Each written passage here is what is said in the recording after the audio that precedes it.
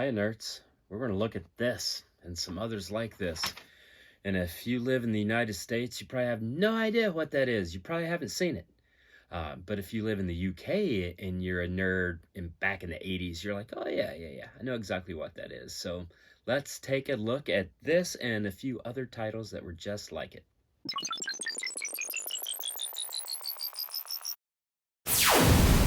All right, I mentioned we're going to look at this thing, and this is quite floppy, so this is going to be hard to manage, but I didn't bag and board this one on purpose because I wanted you to see this before we get started showing.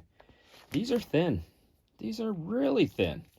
These are, gosh, I don't know how many pages, 30 it says, and they're on a really cheap newsprint. Some pages are black and white, some are in color. I mean, it's just the darndest thing. This one has Power Pack, which if you're a nerd from the 80s, you love Power Pack. Why is Power Pack in Return of the Jedi? You might be wondering. Why is this in Pence, the Marvel thing? So this is from Marvel UK. So these were weekly. So this is called Return of the Jedi Weekly. It ran for a gazillion issues in the 80s, and it was reprints of the Marvel comic, and it also had a little Power Pack short, and obviously it didn't run necessarily the full issue, so these would come out weekly, and that monthly issue might be split among 4 of these, and it would have games and word finds and fun stuff. And as you can see, if you were a kid in the 80s and you got this, you would think it was just so much fun. So again, it had the Star Wars stories, Power Pack, Starfire Rising, which I don't remember as much. Look at this, Star Swaps. It had a little, hey, I want this. I will swap you this. Here's how you contact me. Little pen pals. This is just pure 80s nostalgia right here. Here's some of the other pen pals you'll see, and just the little strips and comics. Again, this was Marvel UK, cheaply printed, but weekly. Kids would pick these up and a lot of fun, and I want to show you a few of them. So let's do the Return of the Jedi Weekly first.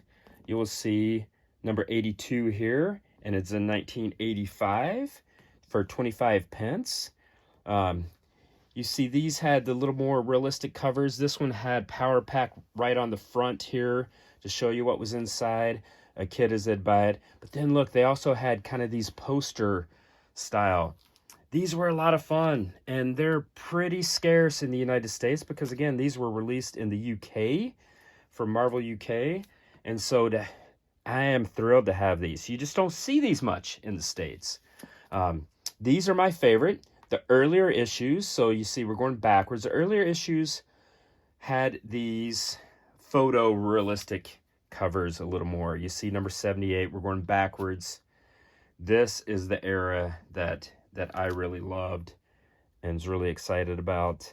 I don't know what that is. You can put in the comments if you know what that is. Maybe that's some game. So again, they had little contests and word finds, and there was always little prizes, and you would write in and get your decoder ring, that sort of thing. Number 73, number 76. I don't know why everything in my life is out of order. That's living, folks. Lando, that photo, but then you also see more of that illustration, that cartoon style. It looks like those are almost like toothbrushes or something. Yeah, Rebels Fight Plaque. Toothbrushes on the front. 2 stickers free.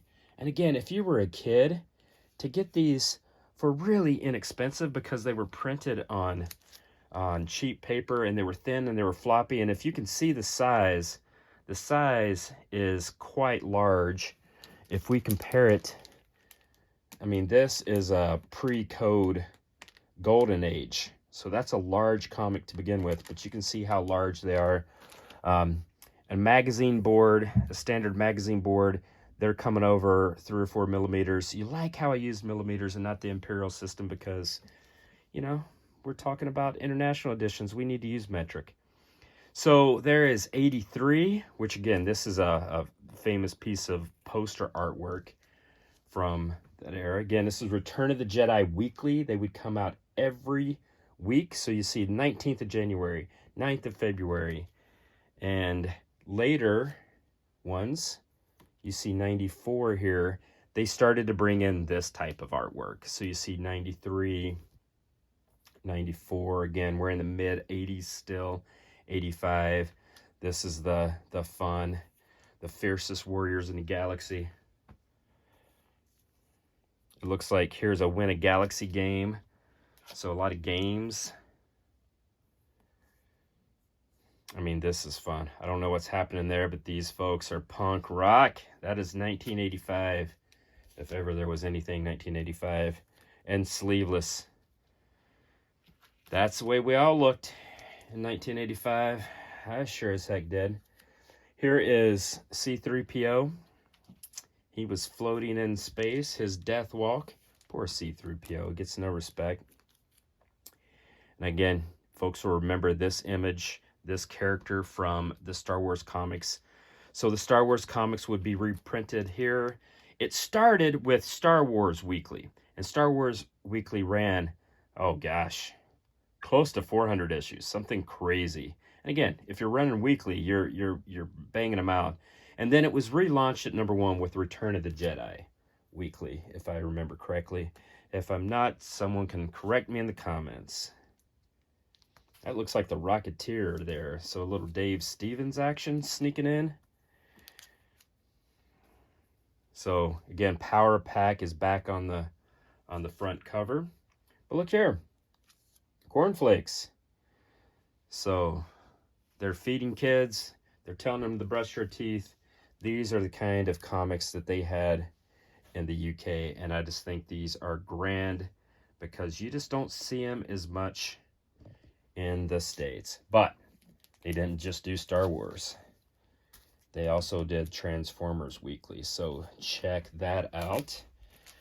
I mean, why would a kid not get excited about that? There's a swimsuit and the shark. So that is Michael Bayham before Bayham.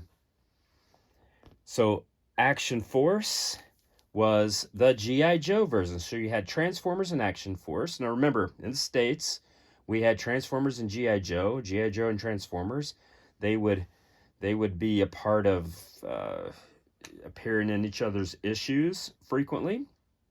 And so you had the same here, except in the UK, for I don't know why, G.I. Joe was called Action Force. And Action Force came out weekly. And so here you have number 31, number 18, number 17. You see Quick Kick. Look at this. This is great. This is you remember this cover from the G.I. Joe comic book, which again is about that size. And these big floppy printed, these are printed on the same newsprint paper here. There's Flint, Crimson Guard in number 6. Number 5, we're talking about the Dreadnoks. And then here we go. Number 4, the premiere, action-packed first issue of Action Force International Heroes. Number 1, International Heroes. It was already off the trade dress by the 5th issue. The price here was just a little bit more, 5 pence more than the Return of the Jedi, because this is an 87. I mean, come on, how fun is that? So you just don't see these much in the States. So I was happy to find these in just a big lot, and I thought, holy cow, I haven't seen these. I rarely see these out in the wild in the United States. I was a G.I. Joe guy. Obviously, I love Star Wars as well. You know, Return of the Jedi Weekly was fun, but Action Force was kind of my bread and butter. For me, it was G.I. Joe if you're in UK. So in terms of these videos, I do this as often as I can, and I'll show you the stuff that I pick up, and some of it I'll sell in my eBay store, and others in my vintage store. But otherwise, these are going in my personal collection because, again, you just don't see them anymore. Most of the time, I'll cover Marvel Bronze Age, just kind of the stuff that you're a little more used to probably in YouTube videos. So if I find something interesting that maybe I think you haven't seen, I like to do this. and I'll show you those as well. So if you want to subscribe, follow along, comment, all that stuff, please do. It's you know, it's fun to interact and that sort of thing. But I don't know if you had even seen these things, or if you read these as kids, or maybe you're watching from the UK and you remember these well. But it's something that's pretty fun for me. All right, you take care, nerds.